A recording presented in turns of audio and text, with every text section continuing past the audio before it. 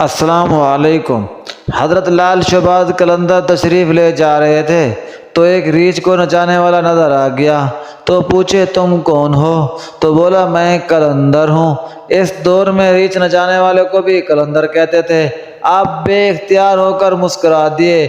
یہ بات سن کر اس ریچھ والے کو پسند نہیں آئی۔ کہنے لگا آپ کون ہیں؟ کہ آپ نے فرمایا میں بھی قلندر ہوں۔ کہنے لگا آپ کیسے قلندر ہیں؟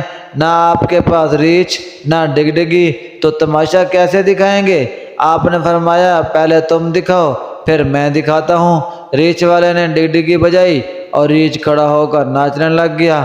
ریچھ والے نے آپ سے کہا اب آپ کی باری ہے۔ حضرت لال شہباز قلندر رحمۃ اللہ علیہ دو درختوں کے ٹہنوں پر کھڑے ہو گئے اور ریچھ والے کو فرمایا کہ نیچے سے گزر جاؤ، مگر یاد رکھنا آگے جانا مگر واپس کبھی مت آنا۔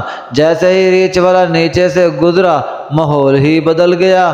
نہ وہ سورج کی گرمی نہ گرد و غبار، جہاں تک نظر دیکھ سکے خوبصورت پہاڑ، سرسبز وادیاں، نہ موسم گرم نہ ٹھنڈا۔ ابھی اسی سوچ میں ہی تھا کہ دیکھا کہ ایک عظیم لشکر سپاہیوں کا گھوڑوں پر سوار اور تیزی سے اس کی طرف بڑھ رہا ہے۔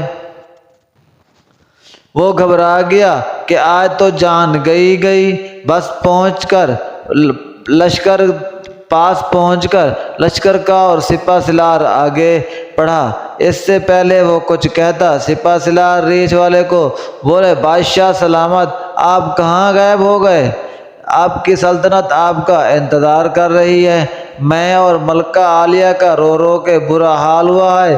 اب وہ حیران پریشان شاہی گھوڑے پر سوار ہو کر ساتھ چل دیا۔ جب محل میں پہنچا تو عظیم الشان عمارت دیکھ کر حیران ہوئے۔ اندر داخل ہوا تو خوبصورت ملکہ گلہ شکوہ کرتی ہوئی لپٹ گئی۔ کہاں رہ گئے تھے آپ؟ سب بھول کر نہا دھو کے شاہی پوشاک پہن کر تخت پر بیٹھ گیا۔ سالوں سال گزر گئے،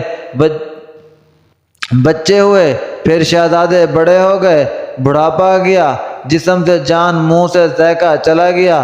ایک دن اپنی سلطنت میں دریا کے کنارے بیٹھے ہوئے تھے تو خیال آیا کہ آخر ہوا کیا تھا۔ اس جستجو میں وہیں پہنچا جہاں پر لشکر تھا تو دیکھا وہ درخت اب بھی موجود ہے۔ سوچا چلو دیکھتے ہیں کیا درخت کے بیچ سے گزرا، ماحول ہی بدل گیا۔ وہی وقت وہی مقام، سامنے اس کے ریچھ اور ڈگڈگی پڑی ہے، وہیں گرمی وہیں گرد و غبار۔ پیچھے دیکھا تو حضرت لال شہباز قلندر کھڑے ہوئے تھے۔ اس کی حالت غیر ہو گئی۔ بولا جناب میری سلطنت، میری ملکہ کہاں ہے؟ میرے ملکہ، میرے شہزادے؟ تو لال شہباز قلندر نے فرمایا یہ سب تماشا تھا۔ مزید ویڈیوز دیکھنے کے لیے ہمارا چینل پیارا ملتان لائک اور سبسکرائب کریں۔ جزاک اللہ خیرہ۔